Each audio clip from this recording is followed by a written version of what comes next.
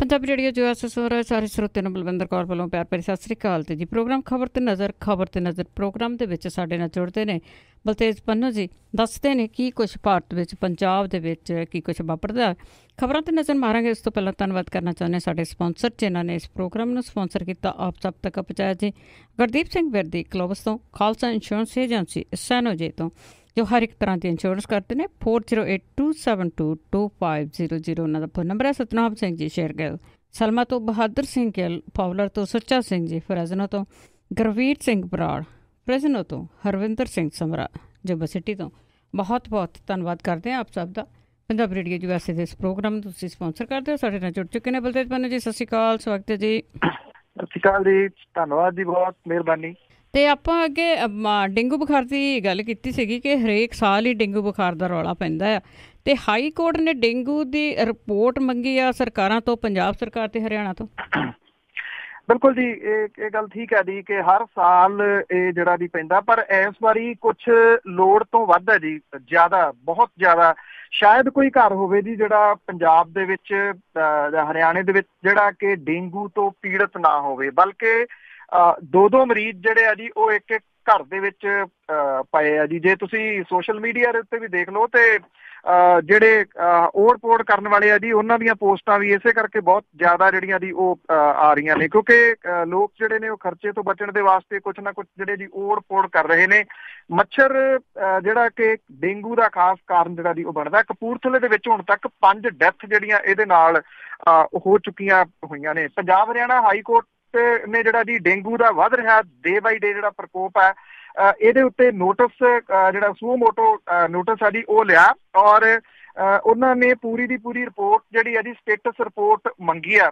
High court ਨੇ ਕਿਹਾ ਕਿ ਜਿਵੇਂ ਡੇਂਗੂ ਦੇ ਨਾਲ ਮੌਤਾਂ ਹੋ ਰਹੀਆਂ ਨੇ, ਇਹਦੇ ਨਾਲ ਸਾਫ਼ ਹੈ ਕਿ ਜਿਹੜਾ ਸਿਹਤ ਵਿਭਾਗ ਹੈ ਉਹ ਬੜਾ ਲਾਪਰਵਾਹ ਹੈ। ਨਤੀਜਾ ਹੈ ਕਿ ਡੇਂਗੂ ਦੇ ਉੱਤੇ ਕੰਟਰੋਲ ਨਹੀਂ ਹੋ ਰਿਹਾ, ਡੇਂਗੂ ਦੇ ਮਰੀਜ਼ਾਂ ਦੀ ਗਿਣਤੀ ਵੱਧ ਰਹੀ ਆ। ਉਹਨਾਂ ਨੇ ਕਿਹਾ ਕਿ dengue control programme regular budget provision ਦਾ ਹਿੱਸਾ ਜਿਹੜਾ ਉਹ ਬਣਨਾ ਚਾਹੀਦਾ, ਔਰ 2 ਨਵੰਬਰ ਦੇ ਵਾਸਤੇ ਸੁਣਵਾਈ ਜਿਹੜੀ ਹੈ ਜੀ ਉਹ ਤੈਅ ਕੀਤੀ ਗਈ ਆ। ਇਹ ਗੱਲ ਆਖੀ ਗਈ ਆ ਕਿ ਦੋਨੋਂ ਰਾਜ ਜਿਹੜੇ ਨੇ ਆਪਣੀ ਰਿਪੋਰਟ ਲਿਆ ਕੇ ਦੇਣ। ਪੰਜਾਬ ਦੇ ਵਿੱਚ ਹੁਣ ਤੱਕ ਡੇਂਗੂ ਦੇ ਜਿਹੜੇ ਸਰਕਾਰੀ ਰਿਕਾਰਡ ਹੈ ਹਸਪਤਾਲਾਂ ਦੇ, ਉਹਦੇ ਮੁਤਾਬਕ ਕਰੀਬ ਜਿਹੜੇ ਜੀ 6100 ਦੇ ਮਾਮਲੇ ਜਿਹੜੇ ਆ ਉਹ ਆ ਚੁੱਕੇ ਹੋਏ ਆ। ਇਹਦੇ ਵਿੱਚ ਪ੍ਰਾਈਵੇਟ ਹਸਪਤਾਲਾਂ ਤੋਂ ਇਲਾਜ ਕਰਾਉਣ ਵਾਲੇ ਜਿਹੜੇ ਆ ਜੀ ਉਹ ਸ਼ਾਮਲ ਨਹੀਂ ਹੁੰਦੇ, ਕਿਉਂਕਿ ਬਹੁਤ ਵੱਡੀ ਗਿਣਤੀ ਦੇ ਵਿੱਚ ਲੋਕ ਜਿਹੜੇ ਨੇ ਉਹ ਪ੍ਰਾਈਵੇਟ ਹਸਪਤਾਲਾਂ ਤੋਂ ਇਲਾਜ ਕਰਾਉਂਦੇ ਆ। ਤੇ ਜੇ ਉਹਨਾਂ ਨੇ ਕਿਹਾ ਜੀ ਓੜ ਪੋੜ ਵਾਲੇ ਵੀ ਬੜੇ ਨੇ, ਜੇ ਉਹ ਲਾ ਲਏ ਜਾਣ ਤਾਂ ਇਹ ਗਿਣਤੀ ਜਿਹੜੀ ਆ ਜੀ ਕਈ ਹਜ਼ਾਰਾਂ ਦੇ ਵਿੱਚ ਜਿਹੜੀ ਆ ਉਹ ਦੱਸੀ ਜਾ ਰਹੀ ਆ। ਔਰ ਇਲਾਜ ਇਹਦਾ ਜਿਹੜਾ ਜੀ ਉਹ ਬੜਾ ਮਹਿੰਗਾ ਹੈ, ਕਿਉਂਕਿ ਜਿਹੜੇ ਪਲੇਟਲੈਟਸ ਨੇ ਜੀ ਉਹ ਬੜੀ ਤੇਜ਼ੀ ਦੇ ਨਾਲ ਘਟ ਜਾਂਦੇ ਆ, ਤੇ ਪਲੇਟਲੈਟਸ ਜਿਹੜੇ ਨੇ ਕਿਸੇ ਹੋਰ ਦਾ ਬਲੱਡ ਜਿਹੜਾ ਉਹ ਲੈ ਕੇ ਤੇ ਉਹਦੇ ਨਾਲ ਜਿਹੜੇ ਜੀ ਮੁੜ ਕੇ ਉਹਦੇ ਚ ਪਲੇਟਲੈਟਸ ਜਿਹੜੇ ਪਾ ਕੇ ਫਿਰ ਜਿਹੜਾ ਜੀ ਉਹ ਪਾਇਆ ਜਾਂਦਾ। ਇਹ ਮਹਿੰਗਾ ਇਲਾਜ ਹੈ, ਗਰੀਬ ਬੰਦਾ ਜਿਹੜਾ ਜੀ ਕਰਾ ਨਹੀਂ ਸਕਦਾ, ਤੇ ਸਰਕਾਰੀ ਹਸਪਤਾਲਾਂ ਦੇ ਵਿੱਚ ਜਿਹੜਾ ਜੀ ਇਹ ਇਲਾਜ ਅਵੇਲੇਬਲ ਨਹੀਂ ਗਾ, ਜਿਹਦੇ ਕਰਕੇ ਪੰਜਾਬ ਹਰਿਆਣਾ ਹਾਈ ਕੋਰਟ ਨੇ ਸੂਓ ਮੋਟੋ ਜਿਹੜਾ ਜੀ ਇਹ ਲਿਆ, ਔਰ ਰਾਜਾਂ ਨੂੰ ਪੁੱਛਿਆ ਕਿ ਦੱਸੋ ਕੀ ਕਰ ਰਹੇ ਹੋ। ਫੌਗਿੰਗ ਹੁੰਦੀ ਹੈ ਜੀ ਇਹਨਾਂ ਦਿਨਾਂ ਦੇ ਵਿੱਚ ਵੱਖ-ਵੱਖ ਥਾਵਾਂ ਦੇ ਉੱਤੇ। ਤੁਸੀਂ ਹੈਰਾਨ ਹੋਵੋਗੇ, ਜਿਹਦਾ ਤਾਂ ਕੋਈ ਜ਼ੋਰ ਚੱਲਦਾ ਉਹ ਤਾਂ ਫੌਗਿੰਗ ਜਿਹੜੀ ਜੀ ਉਹ ਕਰਵਾ ਜਾਂਦਾ, ਕਿਉਂਕਿ ਪੈਸਾ ਧੇਲਾ ਬਹੁਤਾ ਹੈ ਨੀ ਗਾ ਜੀ ਨਿਗਮਾਂ ਦੇ ਕੋਲੇ, ਔਰ ਜਿਹਦੇ ਕਰਕੇ ਬਹੁਤ ਵੱਡਾ ਅਸਰ ਜਿਹੜਾ ਜੀ ਉਹ ਪੈ ਰਿਹਾ। ਅੱਗੇ ਅਕਸਰ ਇਸ ਬੁਖਾਰ ਤੋਂ ਪਹਿਲਾਂ, ਸ਼ੁਰੂ ਹੋਣ ਤੋਂ ਪਹਿਲਾਂ ਫੌਗਿੰਗ ਹੋ ਜਾਂਦੀ, ਉਹਦੇ ਨਾਲ ਮੱਛਰ ਜਿਹੜਾ ਜੀ ਉਹ ਮਰ ਜਾਂਦਾ। ਫੌਗਿੰਗ ਹੋਈ ਨਹੀਂ, ਮੱਛਰ ਮਰਿਆ ਨਹੀਂ, ਤੇ ਇਸ ਵੇਲੇ ਲੋਕ ਜਿਹੜੇ ਆ ਜੀ ਉਹ ਡੇਂਗੂ ਤੋਂ ਬੁਰੀ ਤਰ੍ਹਾਂ ਪੀੜਤ ਹੈ ਜੀ। ਹਾਂ ਬਿਲਕੁਲ ਜੀ, ਉਹ DDT ਛਿੜਕ ਦਿੰਦੇ ਹੁੰਦੇ ਸੀਗੇ ਤੇ ਉਹਦੇ ਨਾਲ ਹੀ ਕਾਫੀ ਰਾਹਤ ਮਿਲਦੀ ਹੁੰਦੀ ਸੀਗੀ। ਤੇ ਆਪਾਂ ਅੱਗੇ ਗੱਲ ਕਰਦੇ ਹਾਂ SGPC ਦੀ, ਤੇ ਉਸਦਾ ਜਨਰਲ ਅਜਲਾਸ 30 ਤੋਂ ਪਹਿਲਾਂ ਹੋਣਾ ਹੈ, ਤੇ ਹੁਣ ਕਿਸ ਦੀ ਵਾਰੀ ਹੈ ਜੇਬ ਚੋਂ ਨਿਕਲਣੇ ਦੀ? ਦੇਖੋ, ਇਹ ਤਾਂ ਵੈਸੇ ਅਜੇ ਨਹੀਂ ਪਤਾ, ਪਰ ਕਿਰਪਾਲ ਸਿੰਘ ਬਡੂਗਰ ਹੋਰਾਂ ਦੀਆਂ ਜਿਵੇਂ ਬਾਗੀ ਸੁਰਾਂ ਨੇ ਜੀ, ਇੱਕ ਗੱਲ ਤਾਂ ਤਕਰੀਬਨ ਤੈਅ ਕਿ ਐਤਕੀ ਲਿਫਾਫੇ ਚੋਂ ਨਾਮ ਬਡੂਗਰ ਸਾਹਿਬ ਦਾ ਨਹੀਂ ਨਿਕਲਦਾ ਜਿਹੜਾ ਜੀ ਉਹ ਲੱਗ ਰਿਹਾ। ਜਿਹੜੀ ਐਗਜ਼ੈਕਟਿਵ ਦੀ ਮੀਟਿੰਗ ਆ ਉਹ 6 ਨਵੰਬਰ ਨੂੰ ਸੱਦੀ ਗਈ ਆ, ਤੇ ਜਨਰਲ ਇਜਲਾਸ ਜਿਹੜਾ ਉਹ 30 ਨਵੰਬਰ ਤੋਂ ਪਹਿਲਾਂ ਬੁਲਾਇਆ ਜਾਊਗਾ ਜੀ। 27 ਤੋਂ 30 ਦੇ ਵਿਚਾਲੇ ਇਹ ਹੋ ਸਕਦਾ ਹੈ।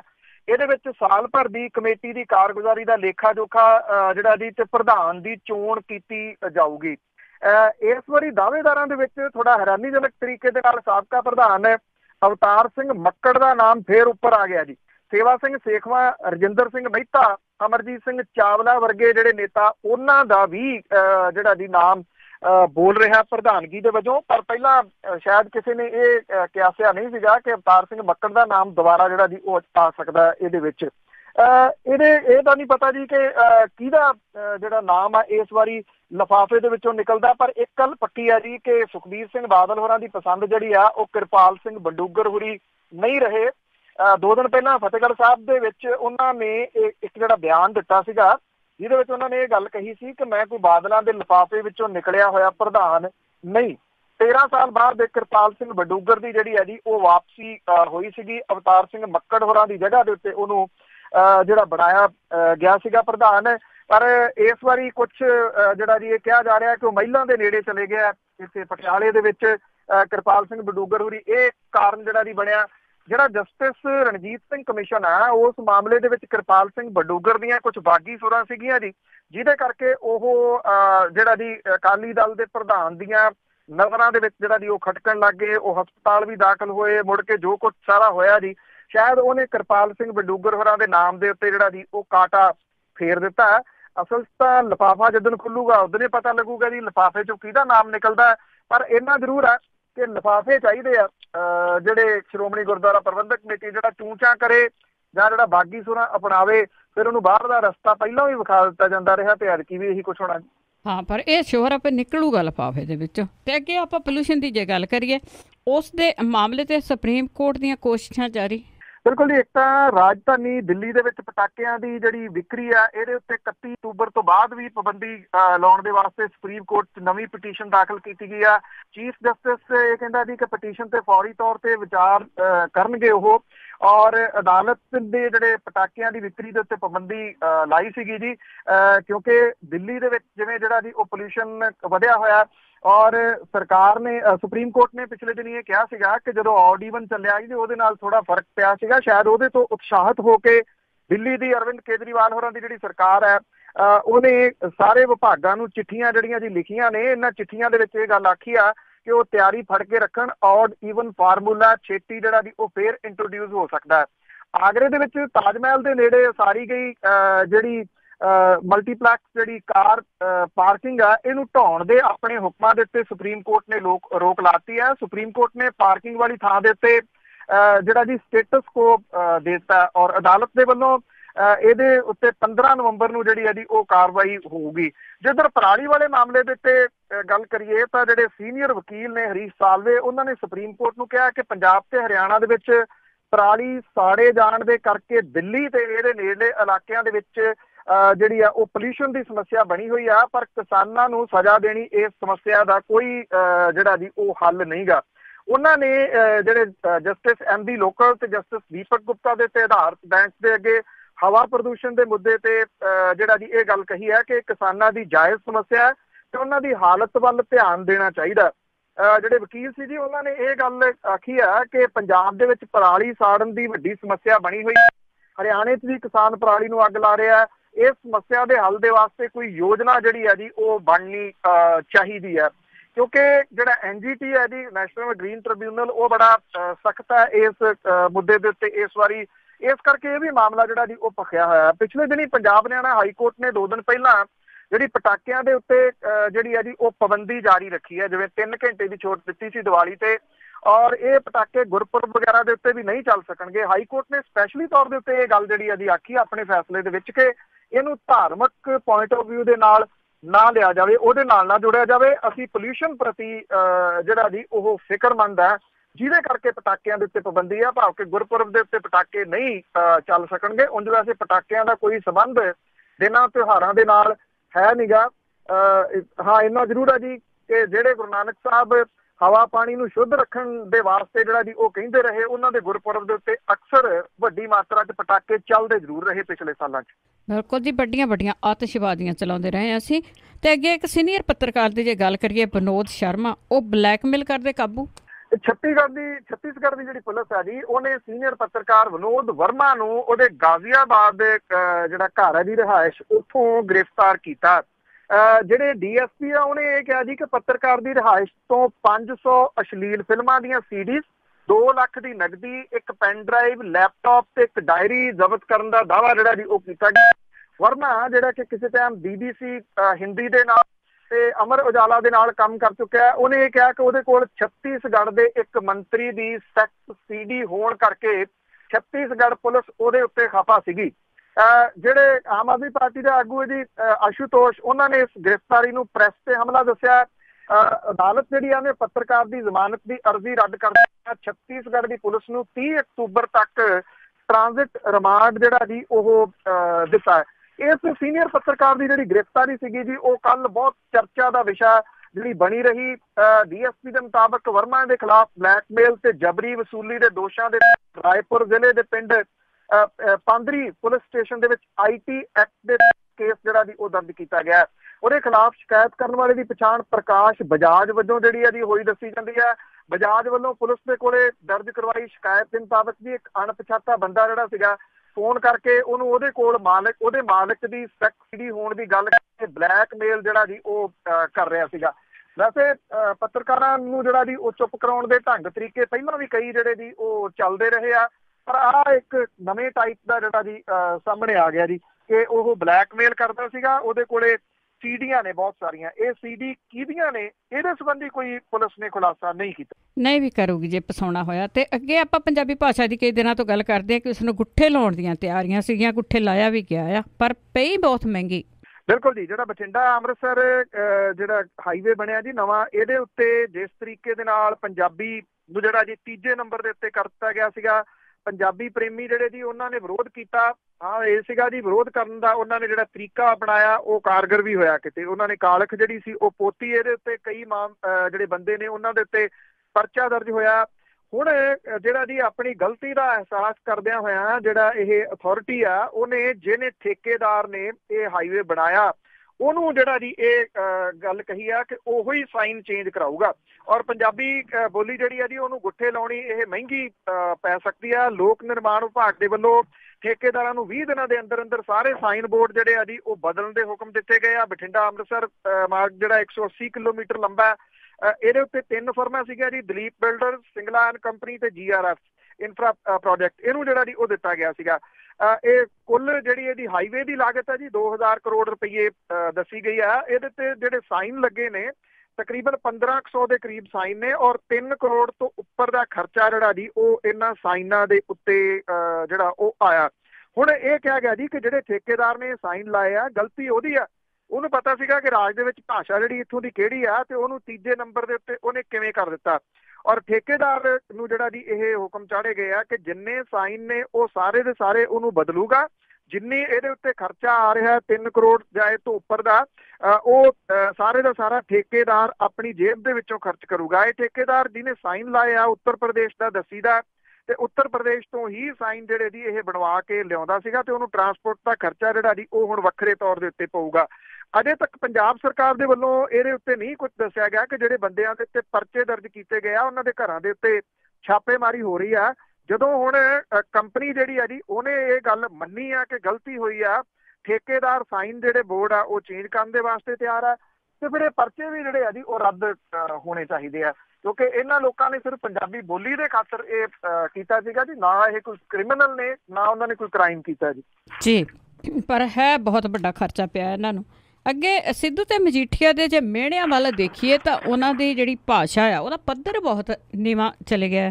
ਬਿਲਕੁਲ ਜੀ, ਐਕਚੁਅਲੀ ਪਿਛਲੇ ਕੁਝ ਦਿਨਾਂ ਤੋਂ ਜਿਹੜੀ ਚੱਲ ਰਹੀ ਗੁਰਦਾਸਪੁਰ ਦੇ ਚੋਣ ਸੀਗੀ ਜੀ ਉਹਦੇ ਦੌਰਾਨ ਵੀ ਇਹ ਭਾਸ਼ਾ ਜਿਹੜੀ ਸੀਗੀ ਉਹ ਬਿਕਰਮ ਮਜੀਠੀਆ ਦੀ ਤੇ ਨਵਜੋਤ ਸਿੰਘ ਸਿੱਧੂ ਹੋਰਾਂ ਦੀ ਜਿਹੜੀ ਆ ਜੀ ਬਰਾਬਰ ਦੀ ਤਾਂ ਨਹੀਂ ਕਹੀ ਜਾ ਸਕਦੀ, ਨੀਵੇਂ ਪੱਧਰ ਦੀ ਜਿਹੜੀ ਆ ਜੀ ਉਹ ਜ਼ਰੂਰ ਕਹੀ ਜਾ ਸਕਦੀ ਆ। ਜਦੋਂ ਪਿਛਲੇ ਦਿਨਾਂ ਦੇ ਵਿੱਚ ਇੱਕ ਸੋਸ਼ਲ ਮੀਡੀਆ ਦੇ ਉੱਤੇ ਟੈਕਸ ਨੂੰ ਨਾਂ ਦਿੱਤਾ ਗਿਆ ਕੁੱਤਾ ਬਿੱਲਾ ਟੈਕਸ ਤੇ ਬਿਨਾਂ ਇਹਦੀ ਛਾਣਬੀਣ ਕੀਤੇ ਤੋਂ ਕਿ ਇਹਦੇ ਵਿੱਚ ਕੋਈ ਸੱਚਾਈ ਹੈ ਜਾਂ ਨਹੀਂ ਹੈ, ਨਵਜੋਤ ਸਿੰਘ ਮਾਫ਼ ਕਰਨਾ ਬਿਕਰਮ ਮਜੀਠੀਏ ਦਾ ਬਿਆਨ ਜਿਹੜਾ ਸੀਗਾ ਜੀ ਤੁਰੰਤ ਆ ਗਿਆ ਕਿਸੇ ਚੈਨਲ ਦੇ ਉੱਤੇ, ਉਹ ਚੱਲਣਾ ਸ਼ੁਰੂ ਹੋ ਗਿਆ ਕਿ ਇਹ ਸਿੱਧੂ ਕੁੱਤਾ ਬਿੱਲਾ ਟੈਕਸ ਹੈ।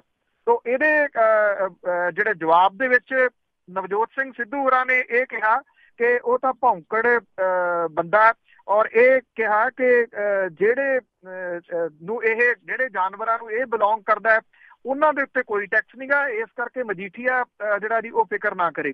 ਹੁਣ ਦੁਬਾਰਾ ਫੇਰ ਕੱਲ ਜਿਹੜਾ ਬਿਕਰਮ ਸਿੰਘ ਮਜੀਠੀਆ ਹੋਰਾਂ ਨੇ ਨਵਜੋਤ ਸਿੰਘ ਸਿੱਧੂ ਹੋਰਾਂ ਨੂੰ ਦਲ ਬਦਲੂ, ਭੌਂਕਾ, ਜੋਕਰ, ਮੌਕਾ ਪ੍ਰਸਤ, ਕੁੱਤਾ ਬਿੱਲੀ ਮੰਤਰੀ, ਡਰਾਮੇਬਾਜ਼, ਕਾਮੇਡੀਅਨ, ਇਹ ਸਾਰੇ ਜਿਹੜੇ ਸੀਗੇ ਜੀ ਉਹ ਸ਼ਬਦ ਵਰਤੇ ਲਾਇਆ ਤਾਂ ਗਿਆ ਸੀਗਾ ਜੀ ਸਕੂਲਾਂ ਨੂੰ ਬੰਦ ਕਰਨ ਦੇ ਵਾਸਤੇ ਜਿਹੜਾ ਜੀ ਇਹ ਧਰਨਾ ਅੰਮ੍ਰਿਤਸਰ ਦੇ ਵਿੱਚ, ਪਰ ਹੋ ਗਿਆ ਇਹ ਨਵਜੋਤ ਸਿੰਘ ਸਿੱਧੂ ਹੋਰਾਂ ਦੇ ਖਿਲਾਫ ਧਰਨਾ।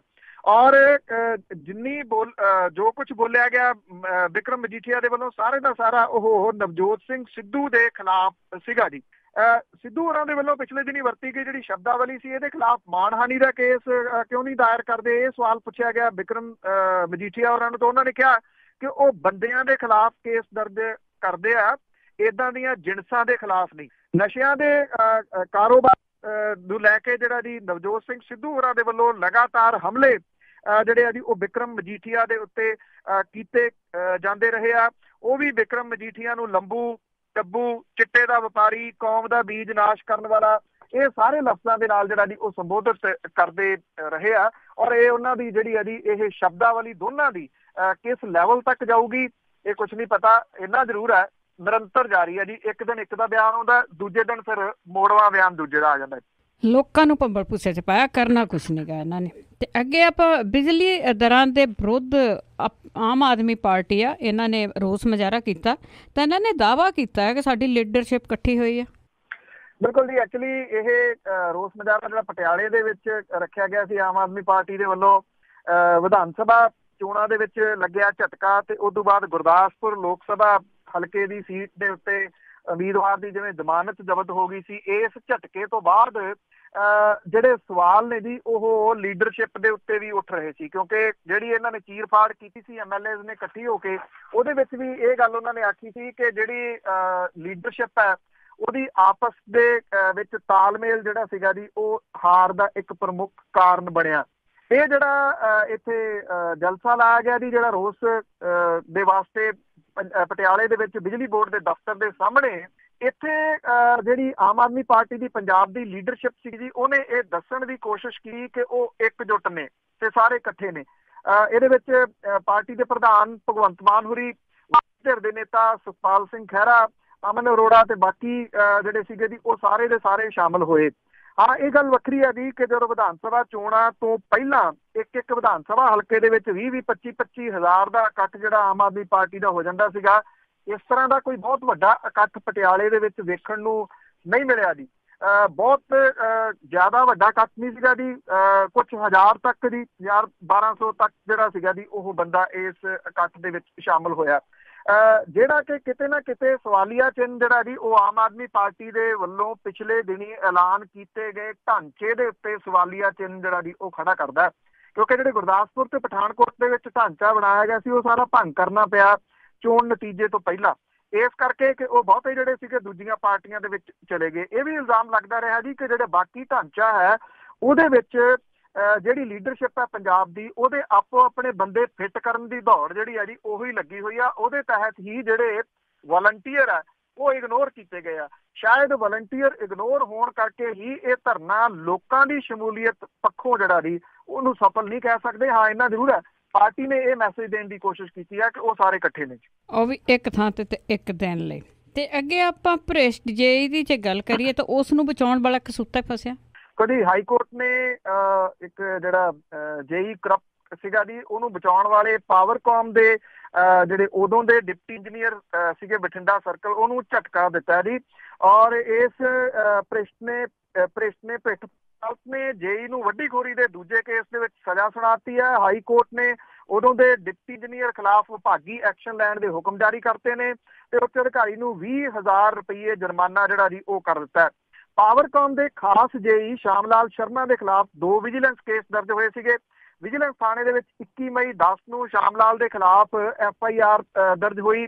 ਪਿੰਡ ਬਾਹੋ ਯਾਤਰੀ ਦੇ ਹਰਦੇਵ ਸਿੰਘ ਤੋਂ 8,000 ਰੁਪਇਆ ਰਿਸ਼ਵਤ ਲੈਂਦੇ ਉਹ ਫੜਿਆ ਗਿਆ ਜੀ। ਔਰ ਪਾਵਰਕਾਮ ਦੇ ਵੱਲੋਂ ਮਦਈ ਦੇ ਘਰ ਦੇ ਸਾਹਮਣੇ ਟਰਾਂਸਫਾਰਮਰ ਲਾਇਆ ਜਾ ਰਿਹਾ ਸੀ, ਜਿਹਨੂੰ ਘਰ ਦੇ ਗੇਟ ਤੋਂ ਪਾਸੇ ਕਰਨ ਬਦਲੇ ਜੇਈ ਨੇ 8,000 ਰੁਪਏ ਰਿਸ਼ਵਤ ਜਿਹੜੀ ਸੀ ਜੀ ਉਹ ਲੈ ਲਈ।